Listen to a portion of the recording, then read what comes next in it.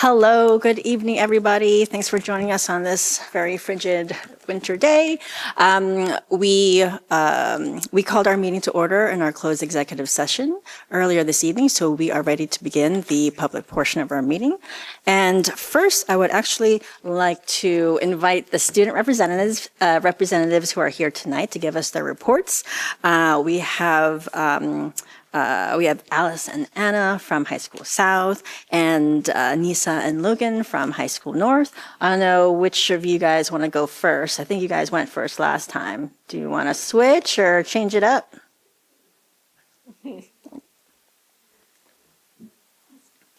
High School South will go first. So, hello, thank you for having us again. As we roll into the winter season with the 90-minute delay opening due to the snow on Monday, we'd like to start off with our sports. Many of our fall sports athletes have received first-team all-conference nominations. The following athletes were recognized: Rimla Raza for field hockey, Meta Boateng and Maya Montemare for soccer, Laura Wu for volleyball, and Karis Cohen Sana DeWay for doubles tennis. Additionally, Riley Duguay from girls soccer earned the first team all-conference nomination and was named CVC Forward of the Year after an outstanding season, recording 22 goals and 4 assists. Joaquin Vidalich was awarded the Vince Palmieri Award for his unique commitment to the community, and Anna Chen was awarded the CVC Sportsmanship Award. Rushio Sakurar, Jeremy Schaffel, Joaquin Vidalich, Riley Duguay, Maya Montemare, and Meadow Boateng were all recognized statewide in the NJ Scholastic Coaches Association. Congratulations to all our fall athletes. We're so proud of their successful season. Moving on to winter sports, both boys and girls South Swimming kicked off their season with a win over North at the Pirates Bubble. This past Friday, both boys and girls basketball held their competitive rivalry game at South. While the girls team was able to get a win over North, unfortunately, the boys team suffered a loss. Regardless of the score, many students came out to watch and had a great time cheering for their respective team. As for our arts program, our orchestra, band, and choir have been busy holding their annual winter and children's concerts. And just yesterday, our theater program published a cast list for their musical Legally Blonde. They're so excited to start rehearsals after break. And now for our after-school clubs, our debate team participated in the TOC National Debate Tournament 2 weeks ago, and we are happy to announce that the varsity team broke into elimination rounds past preliminaries. The past weekend, they competed in the Ridge Debate Tournament at Basking Ridge High School, and our Model Congress team competed at Princeton University. Our student council recently held a successful joint volleyball tournament with the North E-Board. It was a great way to rally high school spirit and have a fun time during this hectic academic period. We also just started our first ever 7-day Spirit Week. On Monday, we had our Classic Pajama Day. Today, we had our first Generation Spirit Day. Wednesday will be Anything But a Backpack Day. Thursday will be a trending theme, Performative Day. And Friday will be another trending theme, Rhyme Without Reason. Going into next week, Monday will be Winter and Festive Day, and our final day before break will be Class Color Day for the pep rally. The freshmen will wear white, sophomores yellow, juniors green, and seniors black. We are so grateful for our staff and their continued dedication in supporting our students. First, we'd like to give a special thanks to our food service team for distributing Thanksgiving meals. Next, we'd like to congratulate and acknowledge our student teachers for completing a successful semester. We are always thankful for their help at our school. Our counseling team has been working extremely hard to launch a new peer tutoring program during study hall and after school. It's a great way for students to receive extra help outside of the class. For our ADVID program, they've spent the last few weeks exploring and visiting several colleges across New Jersey. Recently, our staff, alumni, and community members held a dedication ceremony to honor the first principal of WWP, Ron Watson. To this day, we continue to value his quote, "Once a pirate, always a pirate." Lastly, as we enter the season of giving, our PTSA has been holding a Pokemon card trading event to help fundraise for our students, and our Pirate United program has been spreading joy throughout lunch to run their annual holiday drive and fundraiser. During our half day, our senior musicians hope to hold a music showcase concert on stage. As we wrap up 2025 and head into winter break, we would now like to pass it on to North. Thank you. The annual North Volleyball Tournament was a great time. Congratulations to the teachers team for winning. Additionally, as you have heard, North and South Stuco hosted a joint volleyball event earlier this month, which was a huge success. With 10 teams in total, they fought to win a dozen crumble cookies, with the North team bringing the victory home. Moving on to sports. all winter sports are underway. Most recently, North Wrestling celebrated its victory over Riverside yesterday. Moreover, congratulations to the North basketball team for beating South this past weekend 47-41. Our student section came out to support with a whiteout, making it a fun watch. We wish all our winter sports teams good luck with their season. Going to our clubs, our Thespian Society has finished hosting auditions for the musical and congratulates everyone who got a role. The musical will be Mamma Mia, which is always a fun watch and a little bittersweet for our seniors. Looking at other clubs at North, our Red Cross hosted their annual winter blood drive, which was a huge success with around 50 pints of blood donated. With the holiday season coming up, we're excited for the extra long winter break this year. We're looking forward to our winter pep rally planned by our freshman and sophomore class councils as well. In order to raise anticipation for the pep rally and winter break, we have our Spirit Week, which has been extended a little bit due to the short 2-day week next week.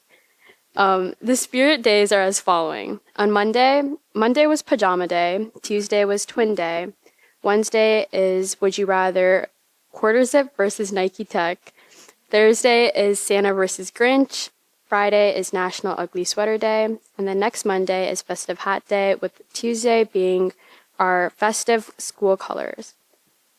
Additionally, many seniors are anticipating or have started receiving their early decision and early action college decisions this week, so fingers crossed that they receive an acceptance. Looking into the future a little bit, we approach our annual Distress Fest on January 13th, where students are able to select workshops, which they did earlier last week. With workshops ranging from foods around the world to karaoke, there's a workshop for everyone. As we move towards winter break, we wish everyone a happy holiday and hope everyone has a good time. Thank you. Thank you all, and I think we can all feel the excitement about upcoming winter break. We're a week from the half day before it starts, so I'm very excited for you and the rest of us as well. And the children's concert I attended was so nice, and so nice to bring in the rest of the community and all the different grade levels and the little ones. And a couple of us were also at the basketball game. Lots of energy from the kids. The other side, it was so loud, so excited, so fierce. So we really enjoy seeing you guys in your element and enjoying your school year. So without further ado, I know you guys probably want to get home and get some stuff done or some rest or just relax until tomorrow as you count down until winter break. So thank you again. And so we're going to move on to, we're actually going to move on to the attendance and absenteeism presentation to be led by Jessica Sincata. And we'll get the presentation up and ready.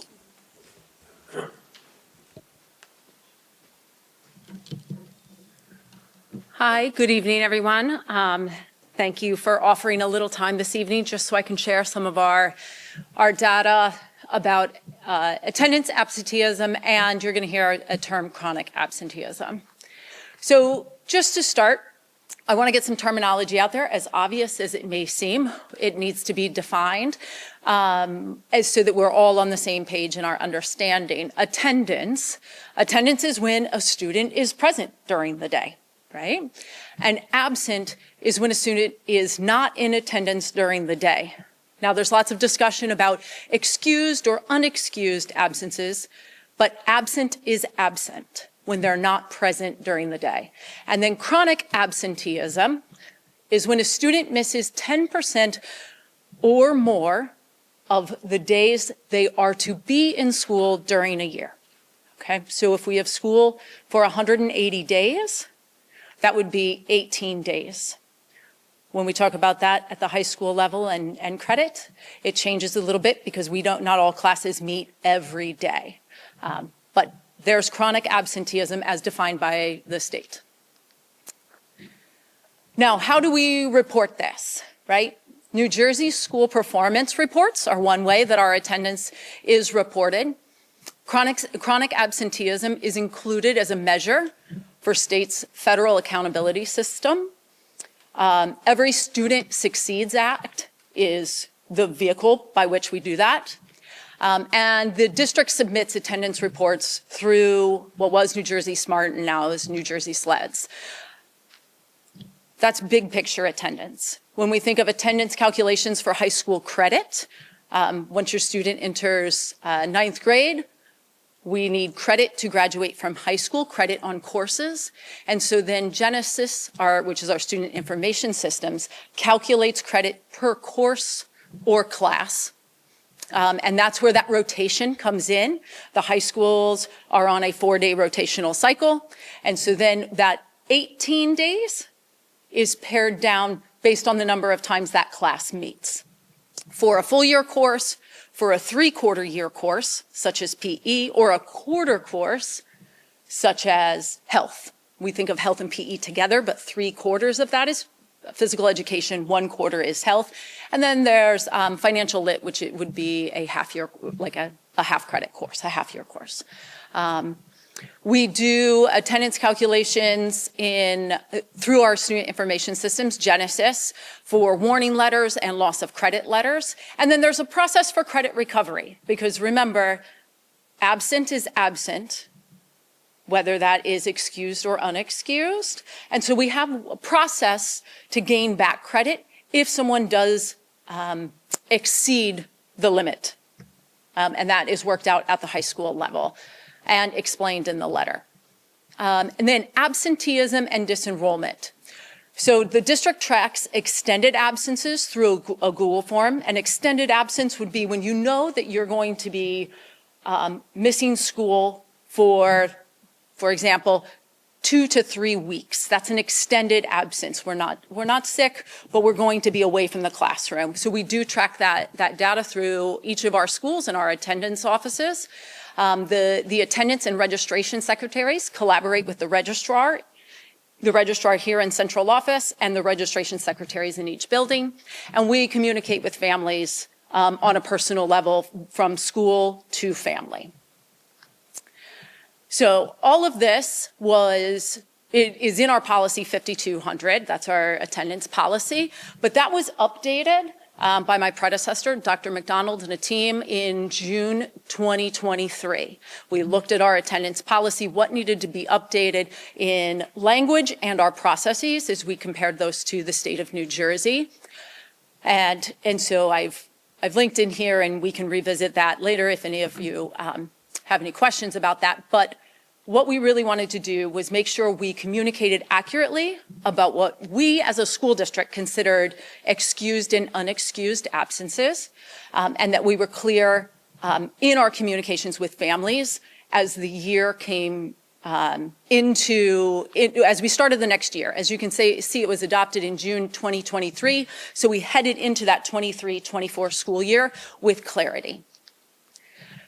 So with that, I would like to report out some of our numbers and some trends that we've seen over the past few years. At the bottom of both this slide and the next slide is the New Jersey state average, so you can see where we fall in there. Again, what we're looking for, remember the state's expectation is less than 10%, because anything that is 10% or more would be considered chronic absenteeism. We have here listed our elementary schools. What I'd like you to take note of is the difference between the 22-23 school year and the 23-24 school year, because that's where we implemented those changes in the attendance policy. And you can see a number of the schools dropped, meaning they dropped in their chronic absenteeism. So that's what we would like to see. We'd like to see the lowest numbers possible. And we believe that is due to two factors. One, the clarity in the policy and our communication, and maybe even some over-communication at the beginning of the school year. And also, we were going through those COVID years, the previous two, where there was a lot of missed school due to requirements by health departments and such, when we think back to 21, 22 possibly, and our data prior to that. And so we had normalized some of our expectations around attendance, as well as updating the policy. And again, here are our middle schools and high schools.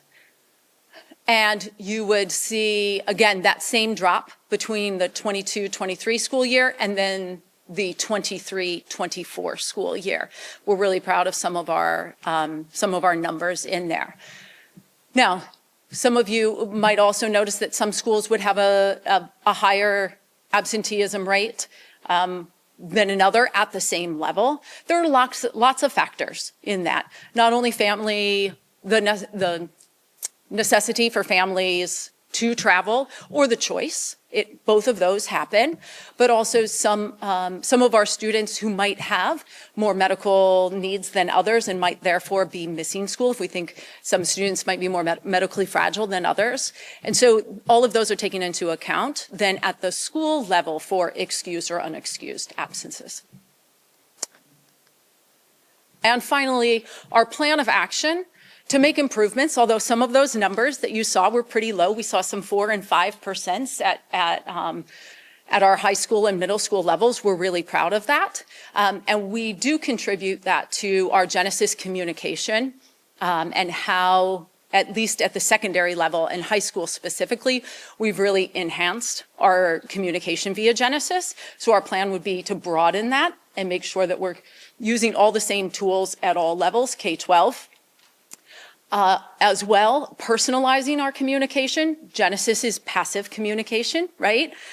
It's from us to caregivers, but we don't always necessarily know if the caregiver received that information.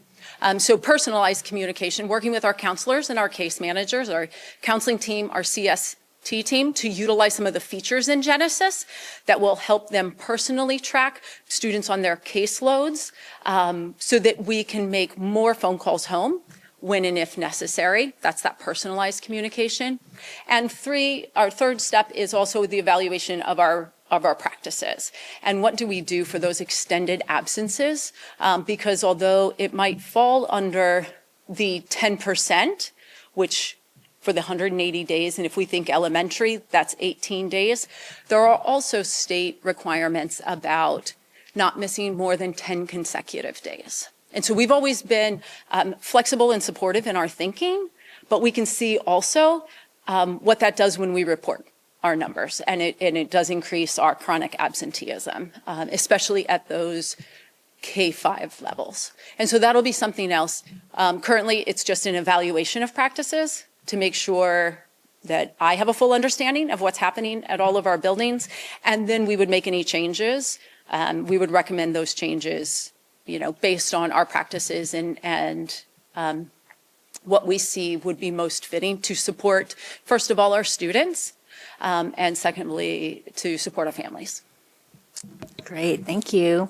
Any questions for Jessica? Go ahead, Dana. Maybe I missed this, but I think we went over this in committee, and I just want to make sure everyone hears the answer to this. So how many lates equal an absence? Sure. That's very important at the high school level, especially when those classes, the health class and all that. Okay. It's a good question, and that's part of, it's part of our practice here, and it is on our handbooks, and it's 3 tardies equal an absence. As well as if we're going to stick on high school, your question was high school specific, and if you're out of class or miss more than 20 minutes of that class, that would be counted as an absence as well. Thank you. Go ahead, Ajanta. Thanks so much for this presentation. I had a question about the letters that are sent out through Genesis and then the personal approaches. You mentioned a warning threshold. What is that? And does that differentiate between elementary school, high school, or is it sort of a standard district policy? No, good question. The warning threshold, I'm speaking specifically at the high school level because it does come with, it's credit bearing, right? And so if we send for a full year course, because of the rotation at the high school, you lose credit after 14 absences. So our warning letters go out prior to that. Don't quote me on the numbers because it is different per quarter, semester, 3/4, and full year, but would go out partway through 7. I think for a full year course, but warning for PE would go out after 2 because for for health, it's only after 4. you lose credit, so that warning would come much faster. Louisa, go ahead. Yeah, I just wanted to check, looking at the numbers for North. Is it Pathways program? Are those students in the North numbers? Well, Pathways specifically, Opportunities at Pathways is a middle school program, so those would be a part of Grover and Community, but our graduate, post-grad program that is housed at Pathways, yes, at 72 Grover's Mill, it is. So those are also students, just to fully clarify that question, who are in school beyond their 12th grade year, right? So more students in that one. Liz? Thank you, Jessica. Good to hear this presentation for everyone. For the students who go out on like these school endorsed clubs or tours or college tours, how does that count, especially at the high school level? Right, exactly. That's actually coded as a school activity. If it is a school sanctioned activity, you heard several of them listed with our students, whether that be MUN, Model Congress, music tour, Disney, Washington seminar, those are all marked as excused school activities, and they would not count toward their credit loss. Shweta? Thank you for the presentation. I was just wondering, as we're looking at the absentee rates, are we looking deeper into maybe some of the reasons why? Like, is there barriers that are preventing, or is there disengagement? And then how are we addressing those? So addressing a couple of things. Yes, when we look at those and when let's look at grade levels, right? When we're looking at high school, a lot of times we're going to target, is that morning, is that afternoon, and have very focused conversations with whomever the team is surrounding that student, counselor, case manager, caregivers, right? Any outside resources, doctors, therapists, counselors, things like that, who are welcomed into the conversation so that we can best support the student.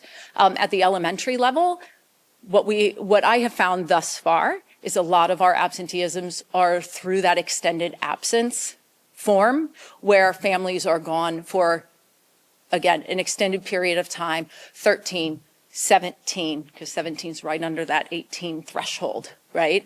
And so those typically are the cases at our K-5 level. But with the personalized communication and the use of Genesis with our case managers and counselors, our goal with that is that, one, we can have more targeted conversations with families sooner, so that if there is a concern at home, that we are able to partner faster in that way. Thank you. Anyone else have a question? Go ahead, Lily. When students at the high school level, when families receive the warning letter, what sort of examples can they take part in to kind of address the chronic absenteeism that would make up for it? In terms, I'm thinking graduation rates and all that kind of thing. Typically, they're told to contact their high school, one of the administrators, and that's typically one of the assistant principals, to work out that plan. There are ways, and this follows with the statement requirements, where you make up time that has been missed in the classroom, and opportunities could be, not limited to, although we would use the word Saturday detention, it's not a consequence for a behavior, but it's a time to be here in school where you're focused. It could be, and again, this is what has been done in the past. They might come up with new ideas. After school tutorials, homework tutorials, again, not as a place where you need to go for, maybe you do need to go for focused work, but you could benefit from a focused situation, and that happens in both high schools, after school, multiple days a week. That could then also look like some senior privilege. If someone had a senior privilege of first block or last block, they might be able to work that out depending on what their after school commitments are, something like that. So that's where that personalized conversation comes into play. Thanks. Go ahead, Pooja. Loy said, how would that look in the K through 5 level in terms of after you get the warning letter, the process after? Well, and I should be clear, there may not be a warning letter in the K-5 area. That's part of our Genesis communication that we have to fully examine to see if that is happening and where it is happening, and if not, would that be a benefit? So that's part of that first step of the action plan.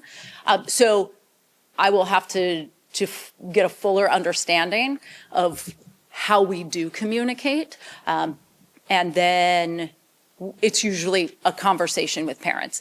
But when they do go on an extended absence, what we have found, that might be happening right now, right before a break, right? Because we're going to miss less school if we pair that with a break or spring break, something like that. But then when someone, again, gets sick later, now that could be excused, but with that policy, we've clarified what excused and unexcused is as well. And so we don't want families to be in a situation where then they're concerned about that. So we do need to enhance some of our communication in that way, and that is specifically at the K-5 level.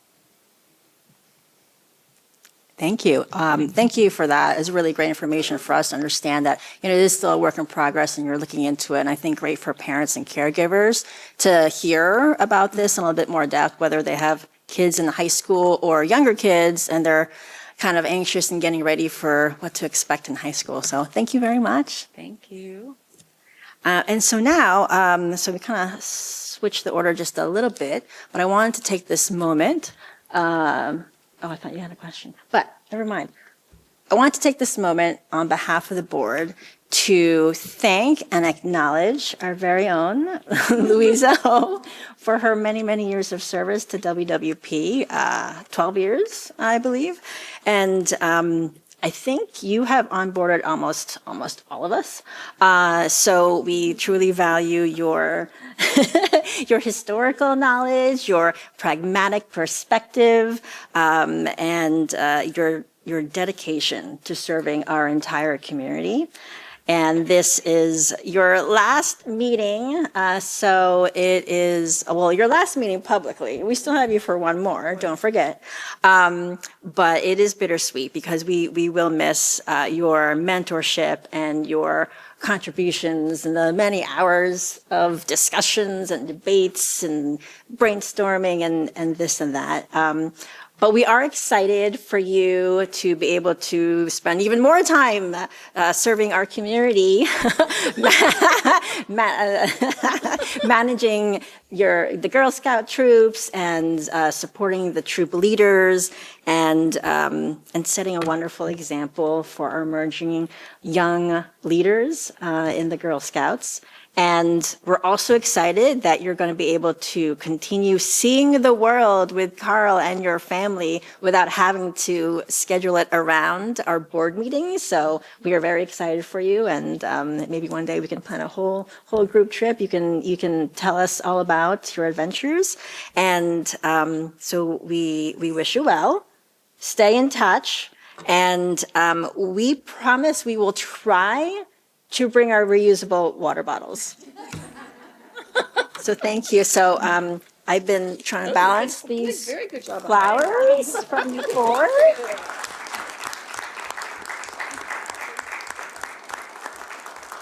And we also, in honor of your service, have this beautiful plaque from yes.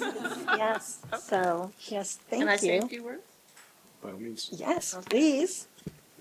So for those of you who don't know, the Finance Committee is the unpopular committee, which I've been chair of for a long time.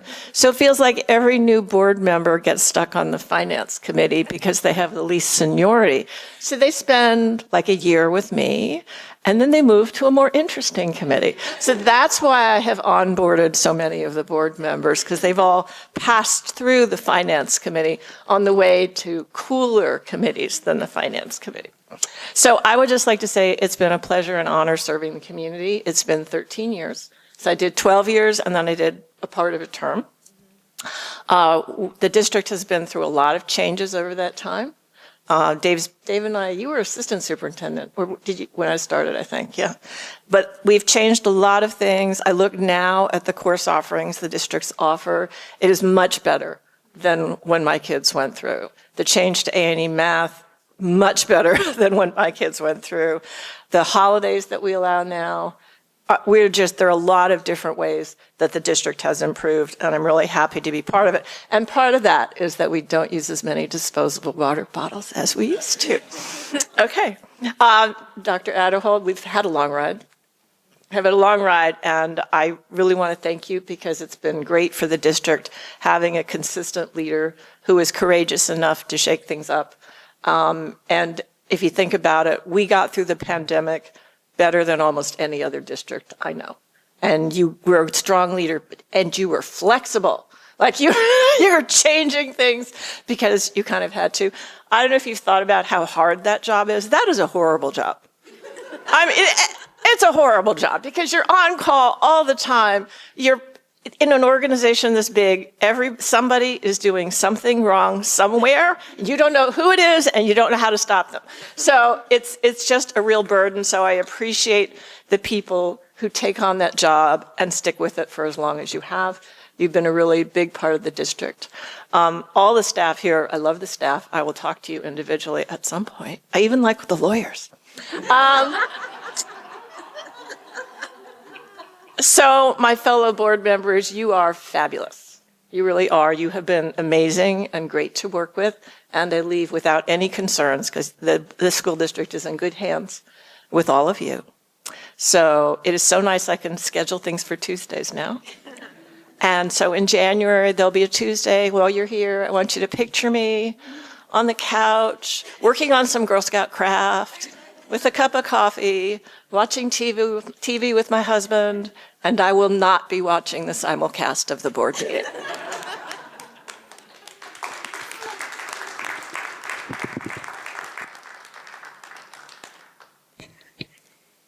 Thank you. And now, finally, Dr. Adderhold, for your comments. I don't know how you're going to follow that, though. Well, I'll do my best. So I'll start with my congratulations to Louisa. 13 years on the Board of Education.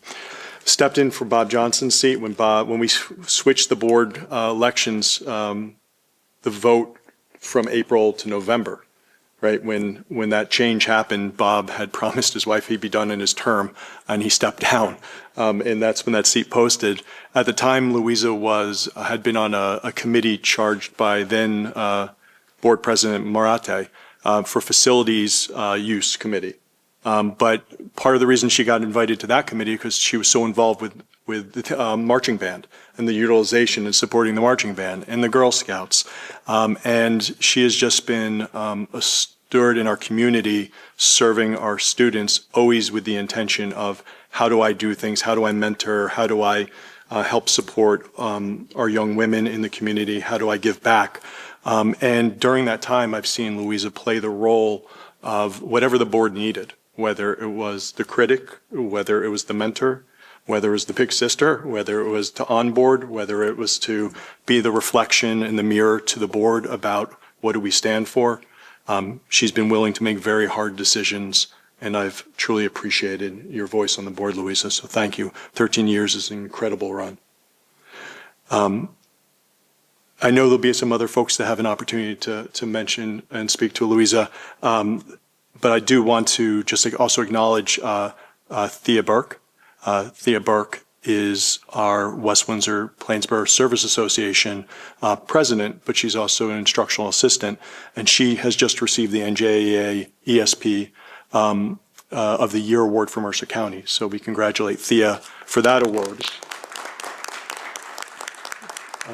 And as we head into winter recess and we head into what I hope for everyone is a very safe and healthy and happy holidays, I want to stress the safe part because it's not lost on me that a year ago, New Year's Day, we lost a student in a tragic car accident.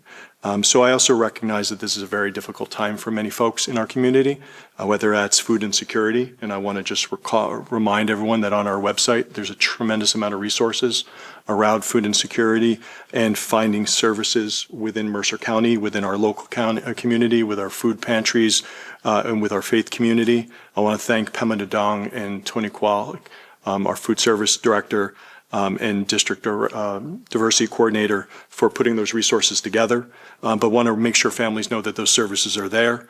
And then on the website, under counseling, there's 2 specific spots with the call to action, as well as with supporting children through trauma and grief, where there's a tremendous amount of resources and hotlines for individuals and families as they may be navigating some very tough times now. And while it's a joyous moment for a lot of folks, the conversations that we end up having in the counseling offices and the administrative offices are often with families in need. So I just want to make sure we're calling out those resources and recognizing that they're there for our community. And then lastly, around this time when we also make snow closing or delay calls, I always get questions about like, how do you think about the work or how do you think about the calls? And I really try to think around the idea of, would I want my kids driving? Would I want your children driving? Do I think it's safe to drive to work for our staff? And then you have to think through a litany of topics like how far are individuals coming? What's the snow totals look like? What's the deep freeze? Are we worried about the windswept roads? Was the bridge open? All those kind of things have to factor in. But we get on a call as a county collective of superintendents. We all have different factors that we have to think about. There's more hills in in Hopewell and in Princeton than maybe out in East Windsor, but East Windsor has different factors that they don't have to think about. We've had to make calls for everything from not having enough salt, right, over the years. The wind-blown unit ventilator and coils, do we think we're going to be able, will the calcium or the salt actually melt the snow, right? Or is it too deep of a freeze? When's the sun coming up? Will we get any melt to just hopefully get people in safely? So all those kind of little factors factor in, and then we make the best decision we have with the information we have. And sometimes it's a great call, and sometimes you get told there's 12 inches of snow coming, and you get nothing. And that happened one year. But we really do try to factor it always through the idea of safety for students, staff, and our parents and our community. And we'll continue to always keep that at the forefront. Along with that, we're still advocating strongly for laws to go into effect because we're not allowed to move to virtual like back in the pandemic. We were allowed to flip virtually. Now you're only allowed to flip after 3 consecutive days closed. And on the 4th day with county superintendent approval, you can flip per storm. So if we had 2 feet of snow, we would have to be closed for 3 straight days. Then we could go virtual on the 4th day. And then let's say a month later, we had 18 inches of snow. We'd have to go 3 consecutive days closed. And on the 4th day, we could flip. So that's the current law. We've been trying to say, you know what, kids deserve, staff deserve a snow day. Build 3 in. On the 4th snow day, whatever that closure is, you're allowed to move virtual. Just something logical. Government's not always logical. So we're trying to still advocate for that, and there's a chance in lame duck we could see that move through. So with all that, we'll turn it back to happier notes. So thank you, everyone. Wishing you a healthy, safe, and happy holidays. Thank you. Thank you for the reminders and for that insight into the decision-making process. So I think we all appreciate hearing some of the thought that goes into it. And without further ado, I know we have some folks in the audience who are excited to be here for the first opportunity for public comments. The board invites thoughts and reactions on agenda items and items of concern from members of our community who are present. Each participant is asked to give his or her name and address prior to making a statement, which will be limited to 3 minutes in accordance with Board Policy 0167. All statements shall be directed to the presiding officer. This public comment period shall be limited to 60 minutes, and we have our first public comment. Hi, my name is Maya Kamath. I live at 14 Shadow Drive. As a parent in this community and on behalf of my family, I'm honored to speak tonight to thank Louisa Ho for her service on the West Windsor-Plainsboro Board of Education. Louisa, thank you for your years of dedicated service on the board. Your dedication goes far beyond attending meetings and reviewing budgets. Since joining the board in 2013, your thoughtful leadership and commitment have strengthened our schools and shaped a bright future for our students. I've seen you personally inspire young minds through Girl Scouts and your passion of supporting girls in STEM. You encourage them to explore their interests, dream without limits, and truly believe in themselves and the impact that they can make in the world. A quote that feels fitting is, "The meaning of life is to find your gift. The purpose of life is to give it away." Louisa, you have shared your gifts, your leadership, your time, and your commitment with our schools and community. On behalf of parents, students, and community members, thank you for all you've done. Our schools and our children are better because of you, and we are all so grateful. Thank you. Thank you.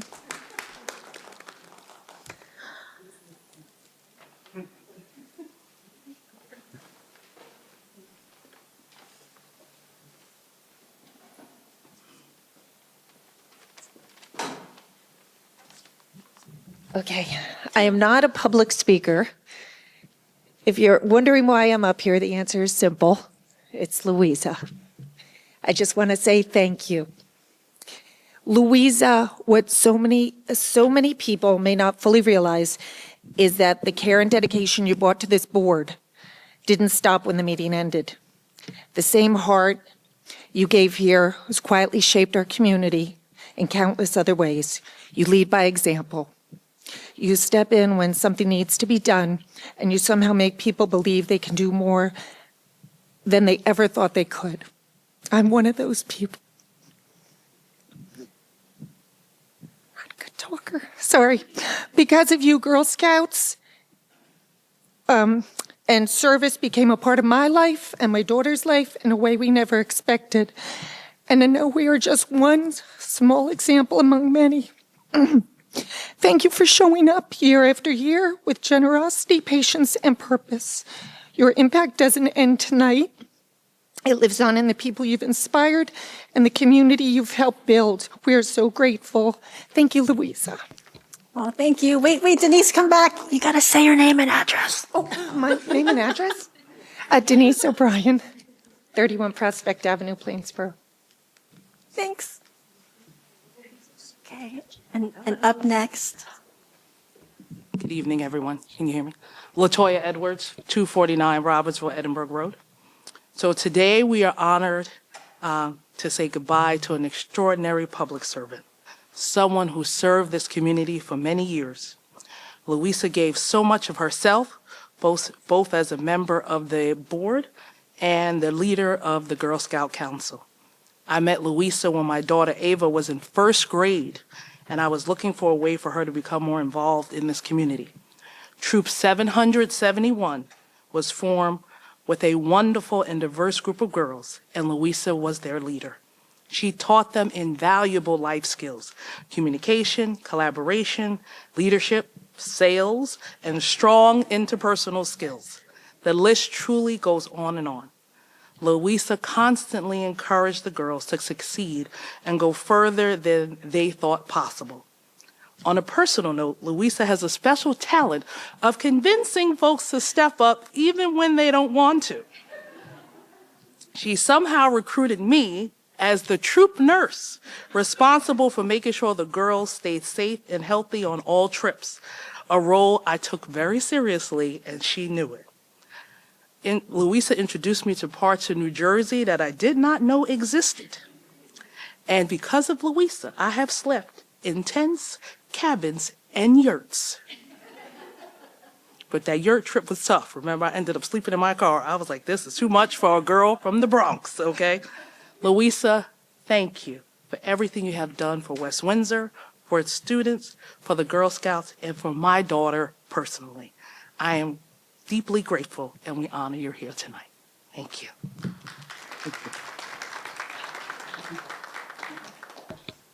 Thank you. I think we have more.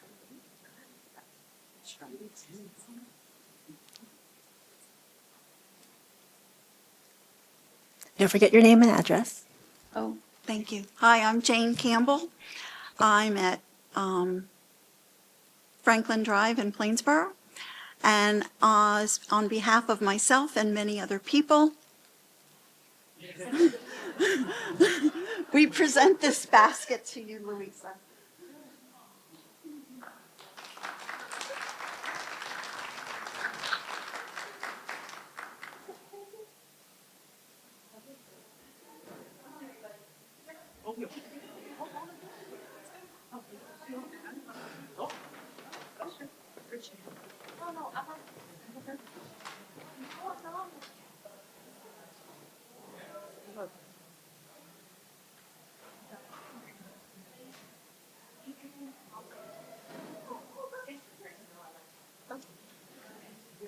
Yeah, I got it.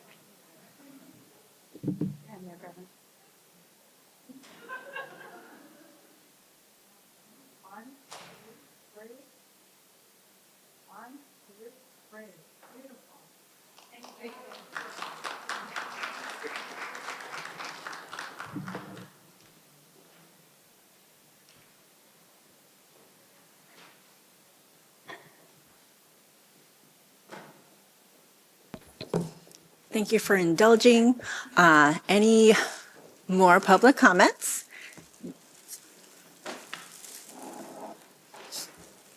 I don't want to change the flow.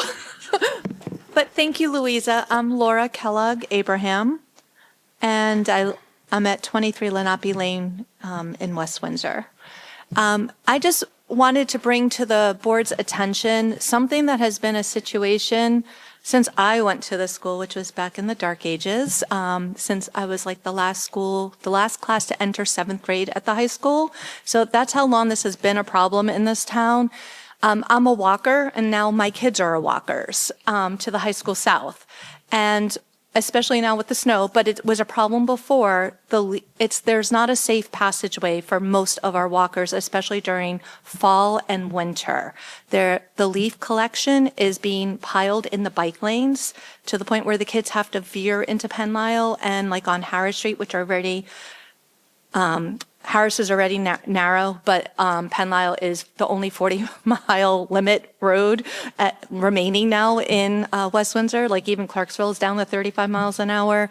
There's been near misses like that I have witnessed. I've had to stop like traffic to let kids cross.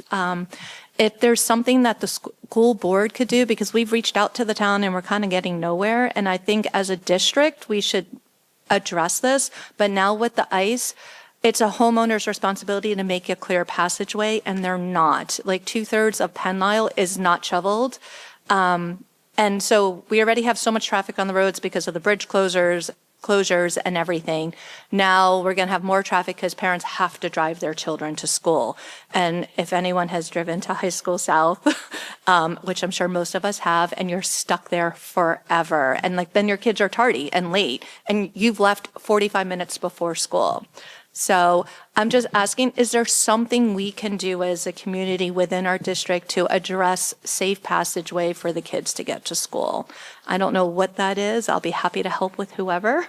But I've reached out to the town and asked, and they're told, well, where else are the homeowners supposed to pile the leaves, or, they're not plowing enough to leave the bike lane open. And I mean, I lived in Massachusetts where we were all walkers.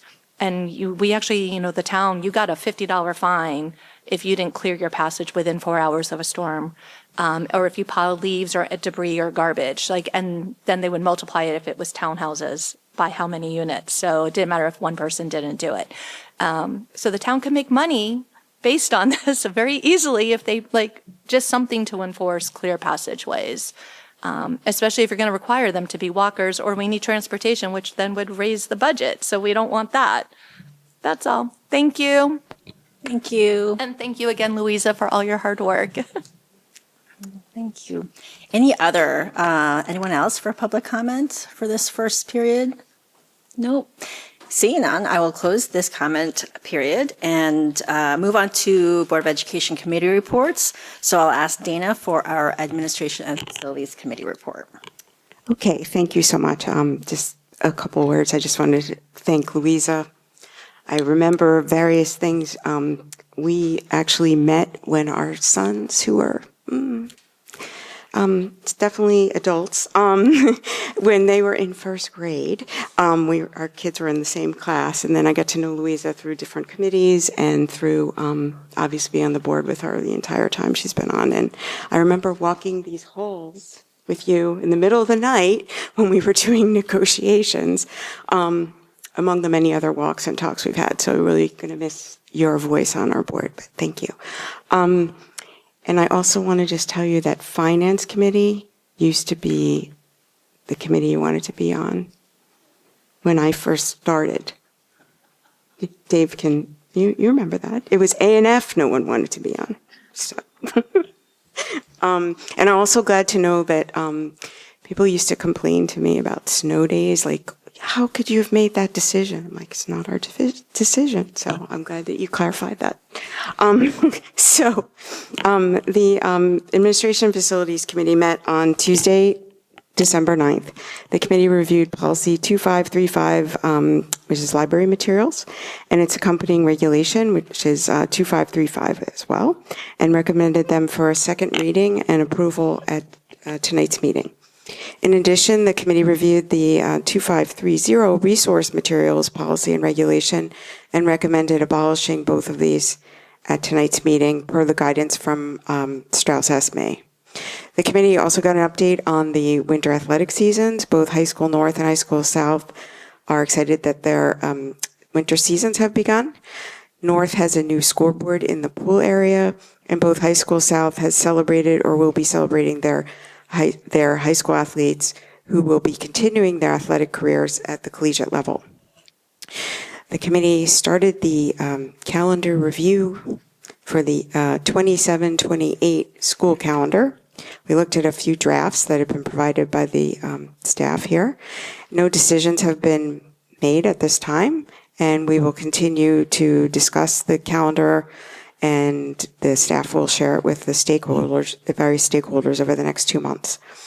The committee reviewed the attendance and absenteeism presentation that we had seen that we had discussed in our November meeting, and the committee is recommending a resolution to accept the action plan to improve attendance at all schools. The committee will next meet on Tuesday, January 20th, 2026. That's it. Thanks. Thanks, Dana. Any questions from the board for administration and facilities? Okay, I'll turn it over to Loy for our curriculum committee. Thank you, Graylin. The curriculum committee met on December 9th. We began with a presentation by Karen Sobolewski, a teacher at High School South, who shared her doctoral research project titled Beyond the Cap and Gown, Exploring Workforce Readiness in a High-Achieving Suburban High School. Then Dr. Gould and the committee discussed a few updates to the program of studies, which will be voted on this evening. And yes, on the agenda to vote on this evening, first off, is High School Program of Studies. The committee does recommend approval of the 2026-2027 High School Program of Studies. So yes, that's on the agenda tonight. Next, the Curriculum Committee also recommends approval of the Community Education 2026 Spring Day Off Camps and After School Enrichment Programs listed on tonight's agenda. And finally, field trips. Let's begin with High School South. The committee recommends approval for Model UN to Philadelphia, January 22nd through January 25th of 2026. Cost of the trip is approximately $500 per student. Model UN to Washington, D.C., February 12th through the 15th. Cost of that trip is about $600 per student. Debate and Speech Club to the 2026 Harvard Invitational from February 13th through the 16th of next year. The cost of that trip is approximately $600 per student. Future Business Leaders of America to Atlantic City from March 9th through March 11th. The cost of that trip is approximately $550 per student. And now High School North. Model Congress to Columbia University from February 5th through the 9th. The cost of that trip is approximately $500 per student. And the Model UN trip to DC, which I mentioned for High School South, same for North. The 12th to the 15th of February, approximately $600 per student. The committee will next meet on Tuesday, January 20th, and this will be the last time we hear Louisa's report for finance. So I'm going to miss you, Louisa. I think we all are going to miss you, and I'm so glad we had a chance to shine a light on you, because I know you hate lights sometimes, but you do so much for everyone and our community. So I'm so glad we get to spoil you with things and words, because you are so loved. So I'm looking anxiously and waiting for your report. And I just want to clarify, we all think that the Finance Committee is cool. It's awesome. Thank you, Lloyd. Any questions for curriculum before we move on to our last committee report on from Louisa on finance? But not the last report ever. Finance will continue. All right. The committee met on December 9th. We reviewed agenda items for tonight's meeting. The committee reviewed the monthly financial reports and the items scheduled for approval. This included submission of an other capital project to the Department of Ed for the High School North auditorium seating and flooring replacement, authorization of a cooperative purchase for cafeteria equipment removal and electrical upgrades at North, acknowledgement of year 2 of our copier lease contract, student activity software agreement, cancellation of 3 Hawk preschool routes due to them not being needed, quotes for transportation routes, and professional development for a district coach. Administration shared that although solar renewable energy credits are typically sold in December, the sale will be postponed until January this year. Regarding the budget, administration provided an update on the budget calendar and informed the members that the budget software has been enabled for all budget managers as of November 17th. Budget meetings have been ongoing and preparations for the upcoming budget retreat are underway. For ESIP 2, administration shared that there has been a change in the power purchase agreement rate of 1/10 of a cent per kilowatt hour. This adjustment is due to an increase in the cost of real-time metering equipment and the addition of closed box beams for the carport structures. For cafeteria, administration shared updated data from the Food Services Department for November. There were 3,728 breakfasts and 35,037 lunches served across 15 serving days, which is the same number of days as the previous year's November. This represents an increase of 1,031 breakfasts and 1,513 lunches over the prior year. For transportation, administration updated the committee about a potential grant opportunity for electric buses. Reorganization meeting review, the administration reviewed the structure for the reorg meeting in January. Regarding the audit, administration reported that the audit will be presented to the Finance Committee at the January meeting and then presented to the full board at the January board meeting.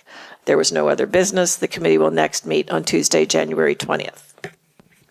Thank you, Louisa. Any questions for Finance? Nope. Okay, so now that takes us to the voting portion of our meeting. And can I get a motion for administration items numbers 1 through 5 plus the purple addendum? Dana and Liz, any questions or comments? Okay, ready for roll call. Okay. Ms. Krug? Yes. Ms. George Chenera? Yes. Ms. Ho? Yes. Ms. Maliga? Yes. Ms. Shaw? Yes. Ms. Shetty? Yes. Ms. Bonsall? Yes. And Ms. McEwen? Yes. Can I get a motion for curriculum and instruction items numbers 1 through 3? Loy and Pooja. Any questions or comments? Okay. Ms. Maliga? Yes. Ms. Bonsall? Yes. Ms. Shetty? Yes. Ms. George Chenera? Yes. Ms. Ho? Yes. Ms. Krug? Yes. Ms. Shaw? Yes. And Ms. McEwen? Yes. Can I get a motion for finance items numbers 1 through 20 plus the blue addendum? Louisa and Ajanta. Any questions or comments? Okay. Ms. Ho? Yes. Ms. Shaw? Yes. Ms. George Chenera? Yes. Ms. Krug? Yes, but I abstain on C1. Okay. Ms. Maliga? Yes. Ms. Shetty? Yes. Ms. Bonsall? Yes. And Ms. McEwen? Yes. Can I get a motion for personnel item number 1 plus the green and yellow addenda? Shweta and Liz. Any questions or comments?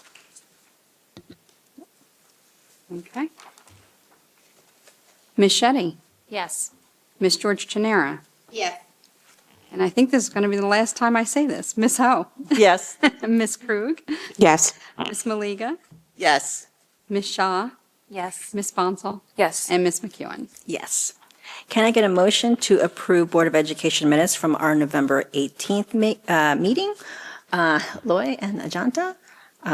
All in favor say aye. Aye. Any abstentions? Yes, I abstain. All right. Do we have any board liaison reports? Go ahead, Liz. So As the liaison for different community organizations, I do want to say to Louisa, thank you for all the many ways that you have contributed to the community. We've heard so much today about your involvement with Girl Scouts that so many of us are very familiar with. But I do need to also note that you have also been an advocate for boys as well. And I say that from the personal experience of that you are a mother of a son as well. And I have many recollections of times when you have ensured that our programming at the Girl Scouts level was open to all, so that our mothers who are troop leaders can bring their children in regardless. So you have always had that mindset of being open and fair and inclusive to all. And that is something so unique about you, Louisa, especially knowing all the many countless hours of conversations that we've had on many different topics. So I just want to make sure that for the record that I do state here that you have been a very strong advocate for children in general. So thank you. Thank you, Liz. It was very nice. Do we have any other board liaison reports and/or final thoughts? Nope. Okay, any new business? Nope. That brings us to our second opportunity for public comments. The board invites comments from members of our community who are still present. Each participant is asked to give his or her name and address prior to making a statement, which will be limited to 3 minutes in accordance with Board Policy 0167. All statements shall be directed to the presiding officer. This public comment period shall be limited to 15 minutes. Do we have any takers? Seeing none, I will close this opportunity for a public comment and move to adjourn. Motion to adjourn. Loy and Dana. All those in favor say aye. Aye. Aye. Thank you, and have a safe trip home.